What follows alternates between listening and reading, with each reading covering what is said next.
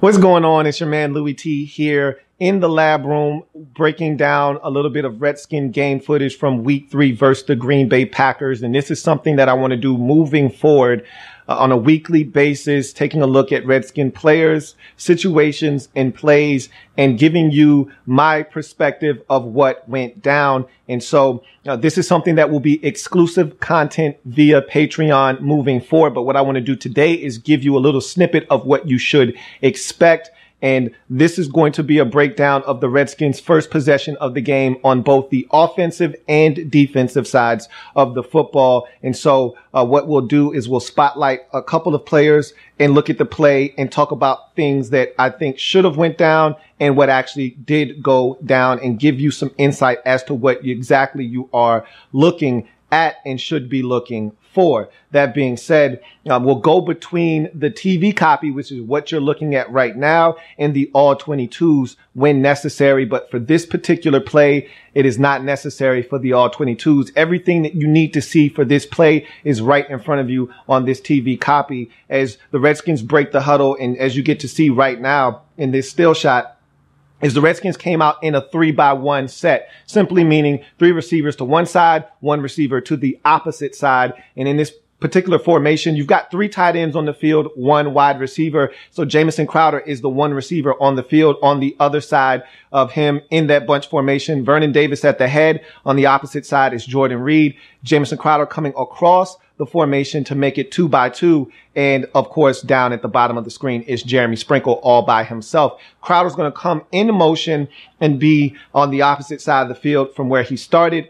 So what I'm going to do is let it run through one time at game speed so you can get a look at the play and see the outcome of what took place. Then we'll go back. We'll run it in slow motion and we'll dissect the play, and I'll give you some insight as to the way I see this play unfolding and what should have happened and what actually did take place. So I'll let this thing run through and let you see the outcome of the play. Crowder comes to set. Alex Smith dissects the play, gets it to Jordan Reed underneath. He breaks a tackle and then is able to get an additional 4 yards for a gain of 7. So it's a great positive gain there by Jordan Reed. And we're going to go back to where we started, and we're going to allow this thing to run in slow motion. So you see Crowder coming across the formation. We're going to stop it right there, and we're going to run this thing in slow motion. And as the first thing that I looked at when I watched this play is I want to know man or zone. What should I be expecting from the Green Bay Packers on this play? So when I look at this, you see Crowder going in motion. Packers bump down. No one's coming across the formation with him. So right away, that tells me that this is going to be a form of zone coverage. Now you're looking at what are the Packers trying to do here? Are they coming with a zone blitz? Are they just going to play straight in terms of a 4-man rush? Are they going to drop an extra defender in that zone coverage and only come with 3 defenders? Those are all things, if you're a quarterback, you have to process. But the first thing Alex Smith should have already picked up because of the motion is that this is zone coverage. Same thing with Jamison Crowder. And if I'm Alex Smith, I identify zone coverage right now. The first person that I'm looking to, and it really doesn't matter. If I look at Jamison Crowder on this play and I see Clay Matthews walked out in front of him, whether it's zone or man, I'm going to Jamison Crowder on this particular play. I expect him to win. If it's zone and he needs to sit down in a particular spot, if it's zone and he needs to break inside and get free before the safety can come down, or the other linebacker on the opposite side is able to come over, that's where I'm trying to get this football. If you look at Alex Smith's eyes on this play, he immediately looks to the left. He wants to get it to Adrian Peterson immediately. That's taken away. Then he comes down to Jordan Reed, who hooks up on the about 5-yard stop on the comeback. And that's where he throws the football. I don't like this read by Alex Smith. I would have preferred Jamison Crowder on this play. So we'll let it run in slow motion and you'll take a look at what went down. So Crowder comes off the line of scrimmage, sets up Matthews, breaks inside. He's got him beat right there. Crowder's got him beat right there. As you can see, the safety is coming over late in Kentrell Brice. He's not going to be able to get to Jamison Crowder before he makes that reception. And I love the matchup of Crowder one-on-one with the safety. I'll take my chances with Crowder sticking his foot in the ground and potentially making that safety miss. If you go back just a tick, you'll see on this particular play, Crowder is able to set up Matthews, stem him outside, break inside. And what that allows him to do is create the separation for Alex Smith to get him the football. And he's not looking that way. Alex Smith simply is already made up his mind. He wants to go to Jordan Reed on this play. And it's not a bad decision, but I think there were more yards to be had. And this was a staple of Kirk Cousins in this offense. He loved that exact route to Jamison Crowder over the middle of the football field. How many times have we seen Crowder catch that exact same little slant, little shake route over the middle of the football field and pick up additional yardage after the catch? It was a staple with Kirk Cousins. I'd love to see Alex Smith grow into that as we continue on throughout the course of this season, because Crowder won on this route and you'd like to see him get the football there instead of Reed having to work hard just to get a gain of 7. Nonetheless, we keep it moving and we go to the next snap. So that last pickup by Jordan Reed set up a 2nd and short, which is exactly what you want. An ideal situation here. You can go play action fake, take a shot down the field. You can run the football. You can throw the football. That's why it's important to pick up good yardage on first down, because it opens up the playbook. So here, the Redskins come out in a single back formation, 2 tight ends, 2 wide receivers, as you can see. And this is something new that the Redskins are doing this year that I've noticed with Jay Gruden that I love, is that we're seeing a lot of action pre-snap. You're getting the ghost jet sweeps. You're getting guys moving around, a little bit of eye candy. And what that does is it freezes the defense, and it always is beneficial. And you'll get to see that on this particular snap. So I'm going to roll it one time through, and then we'll come back and we'll look at it.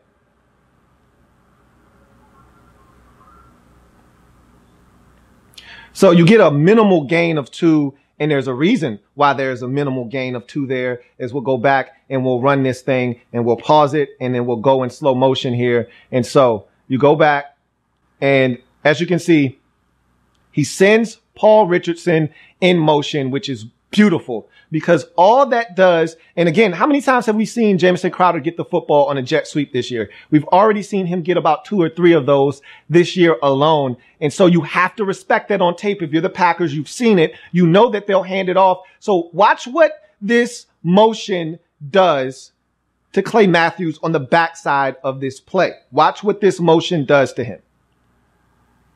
Richardson comes across the formation. Alex Smith comes out, and look what Clay Matthews does right there. He freezes because he has to respect Paul Richardson, which allows Sheriff to come across the formation and get a piece. He doesn't get a bunch of Matthews. He doesn't have to. That motion by Paul Richardson froze Clay Matthews temporarily, which allows Sheriff to climb over and get that sift block. And now watch what happens. Matthews can't get there because Sheriff got a piece. Now let's look at these blocks. You get a situation where Vernon Davis is one-on-one. So is Jeremy Sprinkle with a defender. Now, if this play worked to perfection, and this is why run plays don't work sometimes. If this play works to perfection, this could have easily been a first down, possibly more. Let's go back a little bit. Let's take it back a little bit. So let's run this thing in slow motion. Watch Chase Roulier on this play. He fails on the double team. So if you look at Chase Roulier, look at where he is right now. Look at Chase Roulier and where he is on the football field. Him and Trent Williams are supposed to be double teaming this defensive end and collapsing that side of the football field. And then they're supposed to be able to climb up. One of them, preferably Trent, should be able to climb up to the second level and get the next defender. But what happens? Chase Roulier whiffs on the double team, leaving Trent to fend for himself. Trent ends up falling on the ground in between Tony Bergstrom and the guy that he's blocking, which means Bergstrom can't generate any movement. This play is starting to fall apart at the seams, all because Chase Roulier didn't engage properly on the double team. And now you have a situation where there are a bunch of one-on-one matchups that you'd love your players to win. Vernon Davis, one-on-one with a Packer defender. Jeremy Sprinkle, one-on-one with a Packer defender. And watch what happens from there. So you see Vernon Davis climbing up to a Packer defender. He engages, but he doesn't win that battle. His man comes off of that block, and makes the tackle. Oren Burks makes the tackle for the Packers, a rookie linebacker. And instead of getting a gain of, let's say, 5 on that play, you get a gain of 2 and set up 3rd and 1. So now you find yourself in a 3rd and 1 situation after the 2nd down 2-yard gain by Adrian Peterson. And 3rd and 1 should be a very advantageous down for good football teams. You should be able to pick up a yard, whether you're doing it on the ground or you elect to go about it through the air. The Redskins give the Packers a little bit of deception. They motion Vernon Davis into an I formation look, and then it looks and appears to be a run. They go play pass. They find Vernon Davis in the flats, big catch and run, and you'll get to see this run in gain speed, and then we'll come back and analyze this play. So let's take a look at what happens here.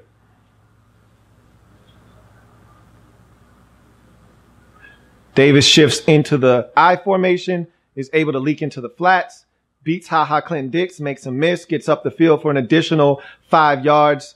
Big play by the Redskins. Great opportunity for the Redskins to now strike from a little bit past midfield. So let's take a look at this play, and we'll go back a little bit further, and we'll take a look at this play. And so let's go in slow motion here. And remember what I told you earlier? Remember what I told you? Look at Clinton Dix on this play.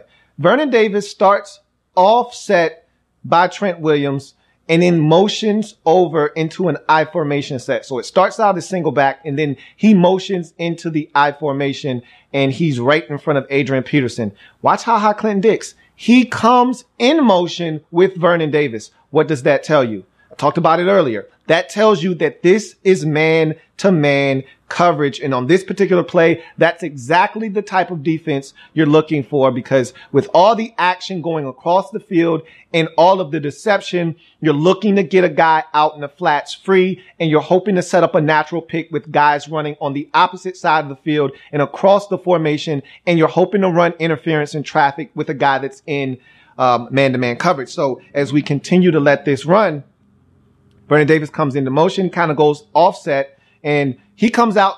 They come up, and Clinton Dix can't get there because of the route run by Jamison Crowder. So if we go back a little bit, let's watch this again in slow motion. So as we run this back, as you'll see,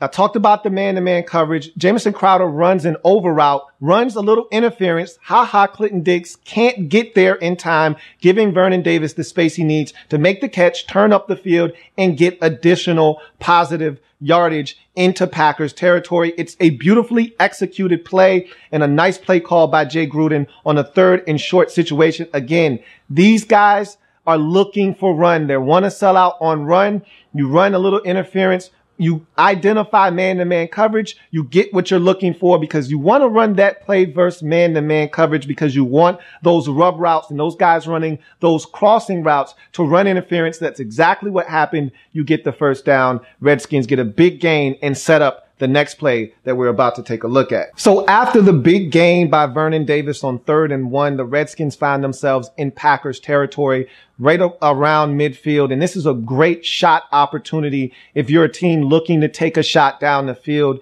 it's a great place on the field to do exactly that. It's first down. The Redskins come out in 12 personnel, and all that identifies is the first number tells you how many backs are on the field. The second number tells you how many tight ends are on the field. So as you can see, Adrian Peterson, the only running back on the field. So that's where the 1 comes into play. 2 tight ends and Jeremy Sprinkle and Vernon Davis are on the field. So that's the additional number. So 12 personnel for the Redskins on this play with 2 receivers. And when you see 12 personnel, a lot of times you think run as a defense, because you see 2 tight ends. You're expecting a team to try to run the football. Redskins have had a little success moving the ball. They want to stay ahead of the sticks. And so the Packers are looking for a run most likely here, because they see 12 personnel. We'll let this run through, and then we'll come back and we'll dissect the play. But here it is.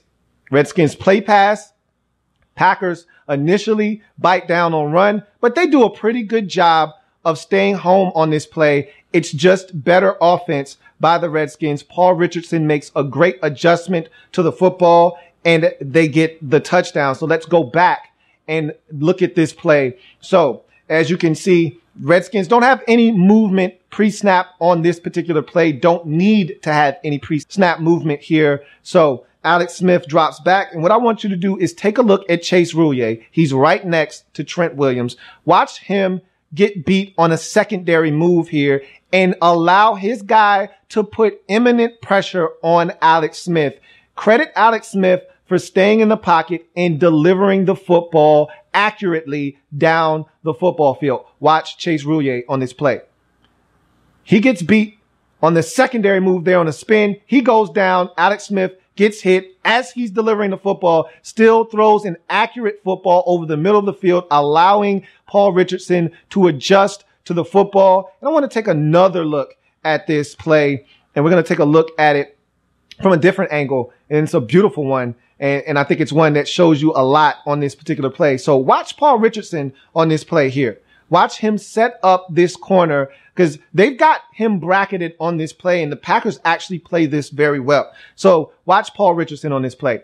He takes the rookie outside, and you see how he's widening him on that play? You see how he's widening him on that? He's running at him to his feet, at his toes, but he's running towards the outside to open up that stance, to give him the space to come back inside. Beautiful setup there by P. Rich. Then watch him break to the inside. Corner can't come out of that break cleanly because Paul Richardson stemmed him to the outside. Now the safety comes over, tries to locate the football late, doesn't do a great job. Richardson adjusts. Boom, you get the catch. Great presence of mind to understand that he was not touched in the process of catching the football, get back to his feet, and get into the end zone for a touchdown. And that's why the Redskins bought Paul Richardson here from Seattle, to stretch the field vertically, make big plays, get into the end zone. This was the lone catch of the day for Paul Richardson, but it was a huge one. It got the Redskins started off on the right track after not getting in the end zone versus the Indianapolis Colts the previous week. To start off on the opening possession of the game with a bang and get into the end zone, set the tone for what would be a great day offensively for the Washington Redskins. Louie.